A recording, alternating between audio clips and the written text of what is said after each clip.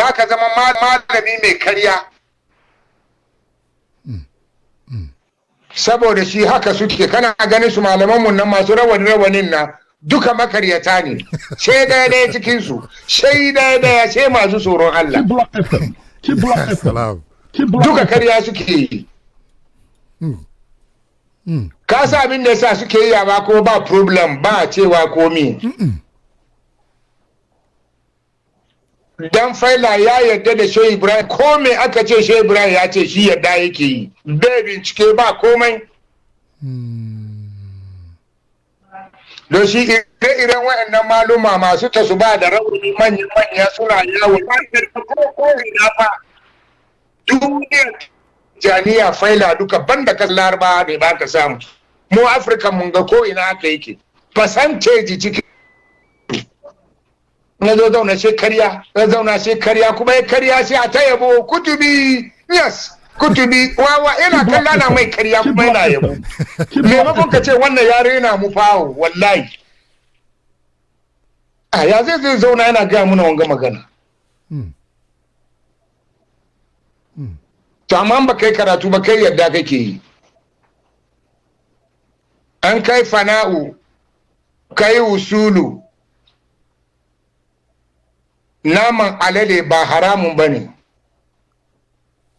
giya ba haramun ba ne, sallah ba wajibi ba ne. Duk abin da Allah ya haramta cikin shari'ar musulunci da annan Muhammad ya zo da shi ba dole kan kowa ba ne, akwai wanda ya kamata su yi, akwai wanda ya ba ruwansu ba su yi. Akidan 'yan fadawu kenan.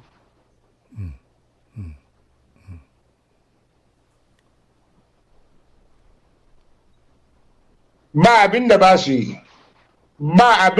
yi, kuma na turo challenge wallahi ka gani ba wanda ya isa gane ya fito ya ce ba haka ba ne. An kuma akwai wani ya fito gani, ka sa abin da zan yi mishi. Na bari ransu da alkur'ani yadda na yi rantsuwan ga ya ce karya ne, babu haka cikin faila. Ne yawa. In yayi 40 days ya mutu. Amma ni na yi gashi nan, ka ganin na nan daram. Don Allah ya yarda ni ya sanna mishi yaki ne, gaskiya nake fadi. Hadarar Shehu Ibrahim yana tare da ni. Manzanci Annabi Muhammadu na defend gaskiyar da Annabi Muhammadu ya zo da shi.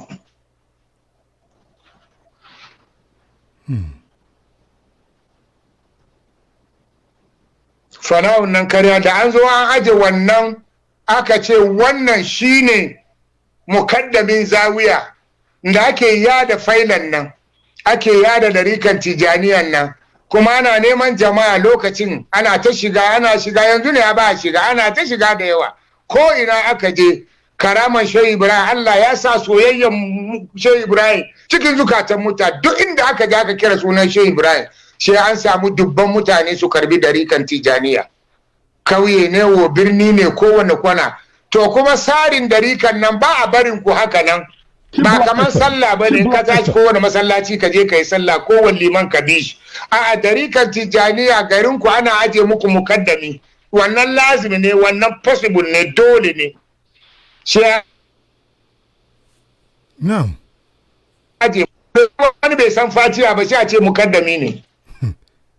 Ke lidi mutane a ba karatu wurin shi za ka karbi darika. Shehannan da suka kawo wannan aikin banzan ga, to waɗanda suka aje mukaddamin na su shehunsu ne, waɗannan shehannai suke musu kamfen sun zo gari, su ne ke ga mutane su waliyai ne, su kaza ne. Da shi ya aje representative shi kenan. Wannan na fana'u da hakikan nan ya ce ya yi kokari ya sassamu. Ana sa ka ne, da an sa ka she a zo a ce maka ka zama Allah. Subhanallah. ba cewa kai Allah ne, amma za a yi maka wasu isharar, za a gwada maka wasu science, wani abubuwa philosophy, har ka zo ka gashe hakikanin ka Allah ne. Ni dan Tijjaniya ne nike gaya maka haka fa. No. Block FM. Kuma ka san ni ba yi kuma bane cikin Tijjaniya. Block FM. Malumman da yau suka saura gane 'yan darikan Tijjaniya wanda suke kamana ba su da yawa. Wannan gaskiya ne. Ma'ana wanda muke tsara da su. Kuma malamai ne, an san su ko ina Ghana. Ina ɗaya daga cikinsu. Gaskiya ne. Fact. Mr. Fuad. Na'am Sheikh. Ba wani malamin da ya fi ni popularity, wani ma na san shi, an san ni an fi shi, ya dai fi ni kudi ne, yana hawan motocin daban da shi. Wannan kowa sani, gaskiya gane kowa san wannan. Amma na fi shi popularity. Kuma na yi matarikan Tijjaniya aikin da bai yi ba. Mr. Fuad. Na'am Sheikh. In ka fidda malam mai Kano, ba shehun da ya yi jihadin tarika ya kai ni cikin Ghana. Block FM. In akwai wani ya fito ya ce shehu wani ya fi ka. Na ya samu shehun da ya karantar da almajirai littattafai tafsiri suka zama malamai suka fi ni, amma wanda ya yi jihadi ya shiga lungu-lungu, ya shiga gari-gari, ya je ko'ina, ya bude makarantu yana jihadi dare da rana, aka karbi tarika, aka understand tarika, abu ya yi sanyi, ba wanda ya kai ni ka da malam mai Kano. Amma akwai manyan malamai sun fi ni masu malam su man su yaya Lamini ba san raki ba ne, sun karantar sun koya sun karantar, amma jihadi a shiga lungu komin tsoron da ke wurin komin riski a je a jihadi ba wanda ya kai ni banda malam mai Kano.